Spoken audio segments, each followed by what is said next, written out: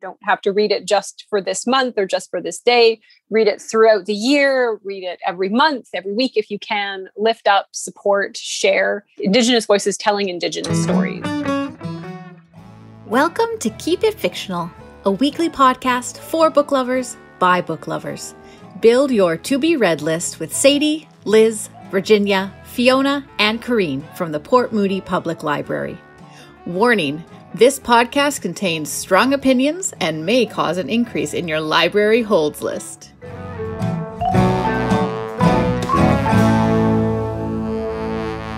Hello, everyone. Welcome to another episode of Keep It Fictional. We are here today to celebrate and honor National Indigenous Peoples Day. We are 5 settlers, and we are coming from Port Moody Public Library, which we would like to acknowledge is on the unceded traditional territory of the Coquitlam First Nation, which lies within the shared territories of the Tsleil-Waututh, Katzie, Musqueam, Kaitite, Squamish, and Stolo nations. This is our first time making that acknowledgement, but of course, last week and the week before, we were still coming from those traditional territories, and we will be next week as well. So I'm hoping that's something we can maybe acknowledge in the future as well.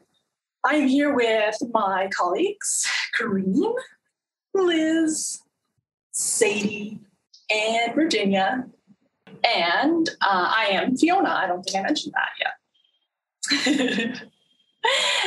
So in honor of National Indigenous Peoples Day, we are going to be talking about Indigenous literature from Turtle Island, many of us settlers know as North America. And so when we say Indigenous, we mean Inuit, Métis, and the First Nations people of North America. And I cannot wait to hear what everyone has brought today. I think that reading Indigenous authors is both a revolutionary act and a necessary act. I don't think it's really optional for settlers. It's something that we need to do, and I'm so grateful that we have that opportunity. So I'm really grateful to have this opportunity to hear from my colleagues and see what they have chosen today. Why don't we jump right in and we can start with Sadie. Sadie, what have you brought today? So I am going to be talking about a speculative fiction, post-apocalyptic book by an American author, science fiction and fantasy author, Rebecca Roanhorse. And Rebecca is from the Owingeh community, Owingeh Pueblo community, and African American descent. And the book that I'm going to be talking about, I believe, was her first book, and it's called Trail of Lightning.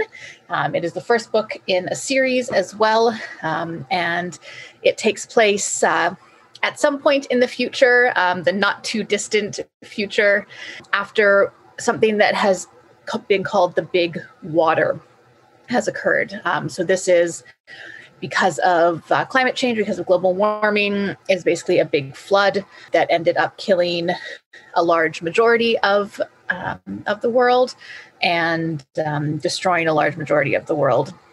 And so now, in kind of this world that exists after this great flood, the world that we're living in is on what used to be the Navajo reservation in New Mexico, and it has now been transformed into an independent community, and it is surrounded by a giant wall, a massive wall that was built not only by the people of the community, but also by the Diné gods.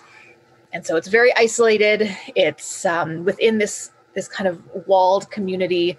The gods exist, the monsters exist, the tricksters exist, magic exists, witches exist, and all of that sort of coincides and lives freely amongst the humans. So our protagonist of the story is Maggie Hosky, and Maggie is a Navajo woman, and she is a monster slayer. So she has trained with the kind of a deity hero. He's called Nahanni, and She is trained under him. He is known as the Monster Slayer. He has trained her, and she, for the last couple of years, she has trained with him, lived with him, and fought monsters with him. Up until about 9 months ago, when she goes on a bit of a frenzy. She kills a whole bunch of people, and the next morning she wakes up and her mentor is gone. He doesn't say anything to her. He doesn't explain himself. He has not communicated with her since this time. He has just left. Now, Maggie takes this as the reason as she is a monster. She moved beyond the point of humanity with her killing. And so Nahanni no longer wanted to be in her life and decided to leave her because she is truly a monster. So in this world, some people have what are called clan powers, and they can inherit these powers from either their mother's side or their father's side, depending on what clan they came from. Not everyone has them, and they'll kind of come about at times when they're least expected, but sometimes most needed. And so Maggie is somebody who has clan powers from both sides of her family, and these clan powers give her the ability to move as fast and as straight as an arrow, and also have quite a way with killing. And so Maggie is concerned that because of these powers and abilities, she herself has moved beyond that point and has truly become the monster that she hunts. So our book starts. She has just been offered a job by a clan in the area. They have asked her to come and help save a child that has been taken from their village, and she goes not really sure what to expect. She's working on her own at this point, but she goes. They offer her a trade. She accepts it. She goes in search of this monster. When she finds the monster and the young girl, the monster is unlike anything she has ever seen before. She shoots it. She shoots it again. She shoots it again, and yet it still does not go down. Eventually, she is able to kill this monster by taking its head off, but she realizes that there is more to this monster than originally meets the eye, and this monster is not something that was born, but was something that was created. And she's not exactly sure how it was created. So after this experience, she goes to visit a medicine man named Ta, who she has known through a variety of different situations. He treats her as family, even though she is not family. He's sort of the closest person that she has allowed herself to be in contact with. She tends to distance herself, but Ta, he has saved her life a couple times. So she thinks very fondly of him.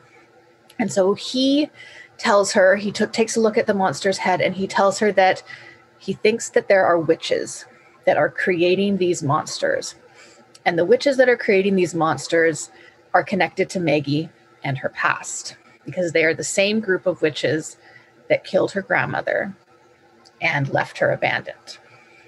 So Maggie is now on a search to find these witches.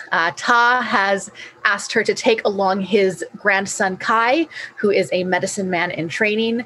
There's a bit more going on with Kai than Maggie originally thinks. They start to learn that he has more abilities than originally let on, maybe more abilities than the regular medicine man does.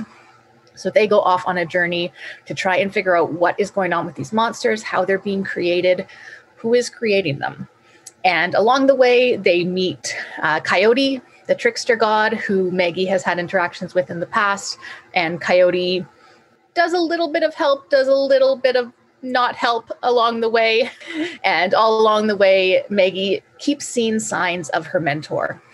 Every kind of step of the way, she keeps seeing signs of her mentor, but she doesn't quite know if he's there, if he's not there, what his connection to all of this is. So I won't say anything more. I don't want to spoil anything at the end, but it is very compelling characters, I found. Really, really interesting characters to read about. Maggie, you kind of have the very tough exterior, but makes you kind of want to learn a bit more about her and break down those walls. Kai is sort of the opposite of that. He's a flirt. He's a charmer. He tries to break down those walls. And from what he says, at least just be Maggie's friend. He just wants to be her friend. So yeah, it's a really good book, a really great story about that part of the world, which I haven't read a lot about, kind of the New Mexico Navajo and those Indigenous peoples, as well as that part of the world. My sister lived in Santa Fe, New Mexico, so I know a little bit about it, but not a ton. So it's been really interesting to read more about those Indigenous peoples and that part of the U.S. So that was Trail of Lightning by Rebecca Roanhorse. Holy cramole, that sounds cool. It is. It's really like, it's this awesome like mixture of the post-apocalyptic and then also bringing in all of these traditional symbols and traditional gods and traditional ideas from the Navajo people. It's such a neat mixture, I think. Yeah, I can't really think of anything else that's even post-apocalyptic and then fantasy, like straight up magic. Like, that's pretty cool. Mm-hmm. Yeah, no, I liked it. Yeah, I know that futuristic literature holds an important place in Indigenous literature because it's so much about imagining possible worlds and reminding everyone that Indigenous people are still here and will still be here. So thank you so much for sharing that, Sadie. Okay, let's change gears and eeny, meeny, miny, mo. All right, I'm choosing Liz. I'm really happy that we're all here today to talk about books during this National Indigenous History Month. Although, like Fiona mentioned, anytime is a good time to be reading works by Indigenous authors and to learn more and to honor and to respect. And with that, I do want to respectfully acknowledge my family who are from the Heiltsuk Nation and Musqueam Nation by marriage. So thank you for having me. All right, so today I wanted to talk about a book written by somebody from the Seabird Island Nation, what is now known as British Columbia. And this author is named Terese Marie Mailhot, and this is her debut book, a memoir, and it is called Heartberries. Now, this is a compact volume, but Mailhot makes the most of the space that she has. I know we've talked about novellas and short books in the past, so this one was definitely right up my alley in that respect, but do not underestimate this slim volume. Mailhot has really poured her heart into this. She has talked about her journey as a woman coming to terms with intergenerational trauma and how that has affected her family, her parentage, herself, and ultimately her offspring. So she does chronicle her tumultuous childhood, her estrangement from her father. She enters into motherhood herself at a relatively young age. But after that point, she ends up being hospitalized, and it turns out that she has PTSD as well as bipolar disorder. In an effort to recover from her trauma as best as she can, or to learn to express her feelings, she was given a notebook, and she was encouraged to write. And of that was born Heartberries. The publisher for this book describes it, this part of her life, as revealing how difficult it is to love someone while dragging the long shadows of shame, something she had struggled with beginning from her childhood and up until motherhood and entering into a relationship with somebody that she loved dearly, but was finding it difficult to be in that relationship because of the things that she had unresolved within herself. Not much more I can say about this book, this slim volume, because Terese Marie Mailhot, really has such power with her words. It's not a lot of flowery language. It's not a lot of, I guess, trying to prettify the things that she has gone through and the emotions that she has gone through and trying to raise them in grandeur. Rather, at times, she's very unflinching in describing what she has gone through, what other Indigenous people perhaps carry today in terms of trauma and intergenerationally. And I'm so excited to find out what she'll be working on next, because I feel she is truly a strong voice, not solely as an Indigenous author, but also as an author in general. So I can't wait. So again, that's Heartberries by Terese Marie Mailhot. maybe Corinne, you can let us know what's next. Yes, absolutely. So I'm going to choose something a little bit different from the previous books in terms of audience. So I have chosen a middle grade book. So I think it's kind of sweet spot is we're for a really strong grade 3 reader to a grade 7 reader or even beyond, but it is a chapter book of short stories. I know, shocking short stories.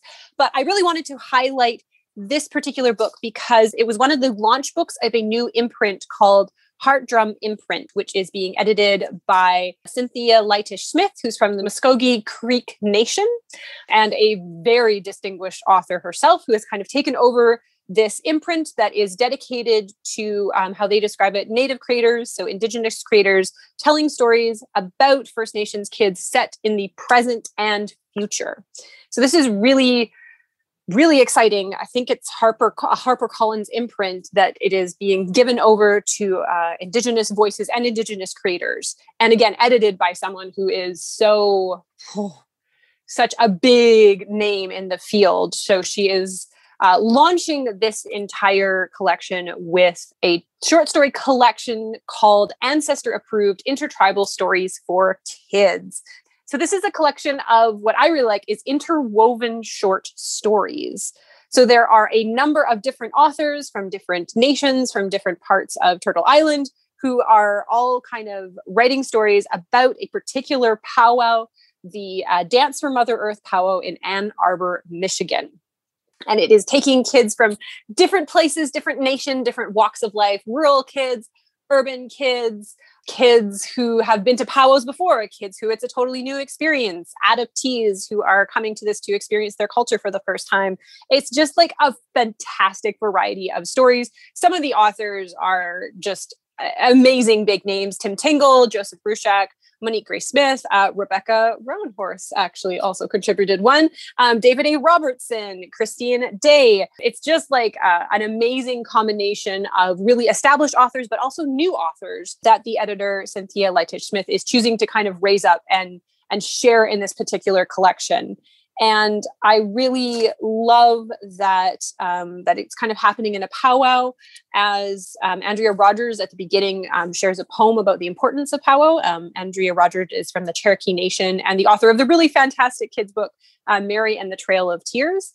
And she wrote, "A powwow is friends and family, a way to remember those who have passed on, a place for belly laughing, healing, and soul soothing."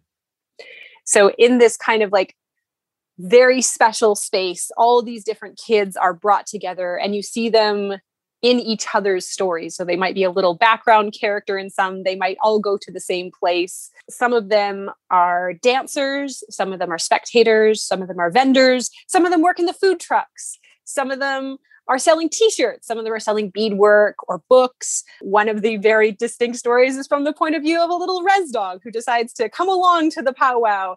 And you see that dog wearing this fantastic t-shirt that says Ancestor Approved, kind of snake his way through all of the stories in the entire collection. So as you're reading one story, you're like, oh, that's the character from that story, or oh, that's what's happening in that particular other one. So it's really fantastic collection that has humor. It has a lot of depth. So it talks about a lot of issues like tribal enrollment, what one of the characters described as Indian wannabes. So the problem of cultural appropriation. It talks about the stories of veterans, respect for elders.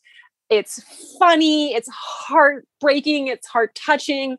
Every story is just like a fantastic new revelation. And what I really love about it is that each story kind of leads you down the path of the other things that those authors have done and hopefully what they will do. So it kind of puts debut authors on your radar and makes you want to go back through the back catalog of all of those amazing authors and their stories.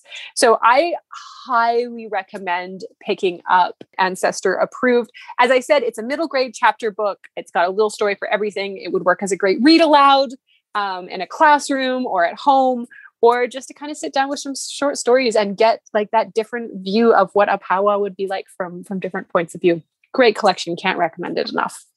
What a beautiful concept. That I feel like, would you say that could also fit into our summer reading club category of something delightful? It's absolutely delightful. I think I smiled through the entire collection. There's just something in it that just like all of it warms your heart. Every story has something really special about it. There's not a dud in there. Awesome. All right. Virginia, what did you bring today? So yes, I also have a short story collection. And like Corinne, short story is not my thing. I know what is happening. But I picked this because I feel like I have definitely a gap in my knowledge of science fiction that are written by Indigenous authors. So I want to get to know more. So I figure, you know what, short story collection, just like Corinne mentioned earlier, is probably the best way to do it. So I have for you Love After the End, an anthology of Two-Spirit and Indigiqueer speculative fiction edited by Joshua Whitehead, which is an author that Fiona, I can see her smiling on this off the screen. It's an author that she talks about in one of the episodes. So please do go back and watch that.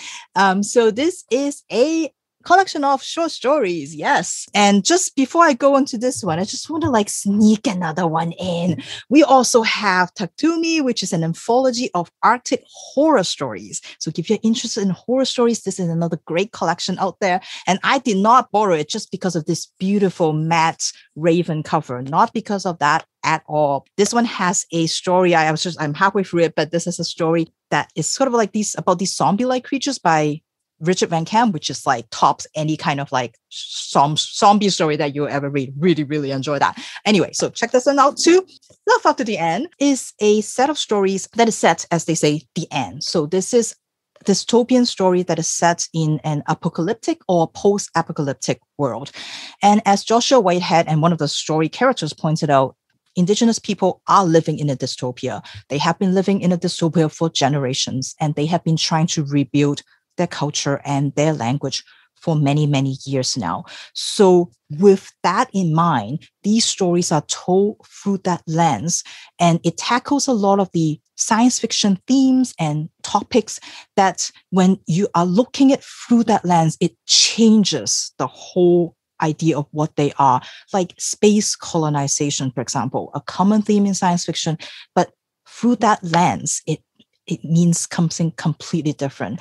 And what he said also he wanted to pick for these stories is emphasize on that love, emphasize on that resilience of Indigenous people. And as the back of the book say, it is how queer Indigenous communities can bloom and thrive during these times. And that's what these stories are. Very, very hopeful kind of speculative fiction story. There are 9 stories in here. So it was great to get to know 9 new authors.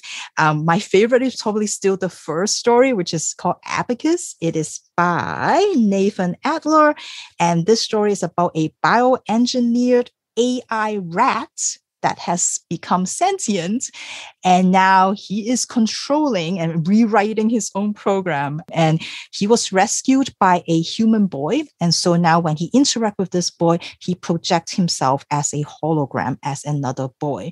They hang out together, and of course they've developed a relationship and developed some feelings for each other that they don't quite know how they work just yet.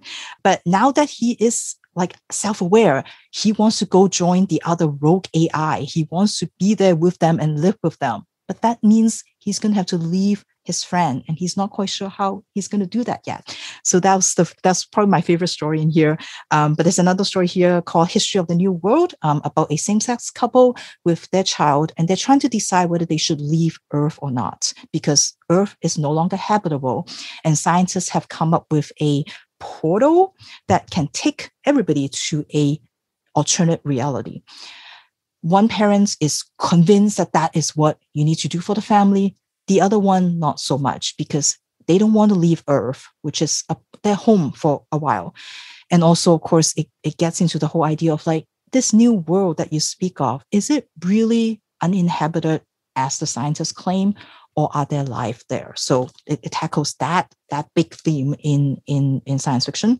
And then there's another story about storytelling and how there's this group of people that whenever they listen to a story, whenever somebody share a story with them, and they truly, truly listen, then a mark will appear on their skin. And when you touch that mark again, then you're able to share that story again. But these people have been chased away by others, and they have been sort of erased. And now they thought that they have eliminated all of them, but this is the story of one of the survivors, the only survivor that is left, and how she plans to bring that storytelling culture back, even though nobody has that ability anymore other than her. So like I said, lots of themes that you would be familiar with in science fiction or speculative fiction. Like there's like virtual reality, there's like motherships and all sorts of things like that, but being told in a completely different lens from a different perspectives. So highly recommend it. Love After the End, an anthology of Two-Spirit and Indigiqueer speculative fiction edited by Joshua Whitehead. Thank you so much, Virginia. So I have just decided right now to change my book. So excuse me for a minute, but I was going to talk about Billy Ray Belcourt and his memoir, A History of My Brief Body. And I think that I will probably talk about that on a different day because it's really fantastic. It's very similar in structure to Liz's book. So I wanted to take a chance to talk about something else, because when Green was talking, I was reminded of this book I read a few years ago called Powwow Summer by Nahanni Shingoose. And it is a YA coming of age story. And for me, it's that sweet spot in YA. It's just about teens' regular day-to-day life and them learning about their identity and who they are. And this one is all about a specific summer after River graduates from high school. So for me, that's that like just perfect kind of YA and such a good summer read. It is, like I said, by Nahanni Shingoose, and she lives in Stony Creek, is Saulteaux, and is originally from Roseau River First Nation in Manitoba. So in this book, River has just graduated from high school. She's grown up with her white mother in Ontario, and her father has been largely absent. He lives in Manitoba on reserve, and she doesn't see him very regularly. However, this summer, she's going to go live with him. She's excited, but she doesn't really want to leave her boyfriend and her friends. And she's sort of in that place that some people are after high school, where they're not exactly sure what comes next. So she goes to stay with her father and her grandmother on the reserve. And though she spent her whole life being ostracized for being not white enough, she finds that when she comes to the reserve, they think she is not native enough. She rushes headlong into learning about her identity and gets a lot of backlash from the kids her age who live on res. When she gets drunk at the powwow and posts some pictures of herself afterwards with a hashtag about Indigenous identity, some girls get it out for her. This is a book about coming into yourself, acknowledging all parts of you, and very much about being mixed race and finding yourself, finding where you belong when you feel like you're not enough of this or enough of that. I really love River's relationship with her dad. He is sort of, like I said, absent when she's growing up, and he is at the point where he's reckoning with that, and he's ready to be a better father figure for River and actually open up to her about the difficulties in his life that sort of led to him being absent, like intergenerational trauma. It was a great book dealing with difficult issues in a very realistic way and still maintaining just a realistic and lovely vibe with some of this, the usual themes of YA, bullying and not fitting in, but from this really great character who is very self-confident but just can't quite find where she fits in. Totally, if you're looking for a great summer read, I suggest picking it up. It's so hard to choose. I'm really looking forward to talking about some of Billy Ray Belcourt's books in the future, but for now I will leave you with that. Does anyone have anything that they want to add before we go today? Just throwing in some extra books here and there. I did notice that a lot of us did a lot of cheating. Yeah, that's great. Well, the more choices, the better, right? Read them all. Too true. Read them all. Read them all. They're all great. As I think Liz often says, you don't have to read it just for this month or just for this day. Read it throughout the year. Read it every month, every week if you can. Lift up, support, share Indigenous voices, Indigenous voices telling Indigenous stories, so that they can get the appreciation and recognition that they deserve. Because as you said before, we're very lucky to have those voices writing and publishing and those stories available. So we need to, as readers, make sure that we support that any way we can. Well, thank you all for enjoying this. Thank you all for joining us. I hope you enjoyed it. We assume you enjoyed it. We will see you all next week for another personalized episode where we recommend books that our colleagues may or may not like. See you then. Bye. Thank you for listening. If you like our show, please tell a fellow book lover about it. You can find a list of all the books we discussed in our show notes. Join us next week for another fun book chat. Until then, keep it fictional.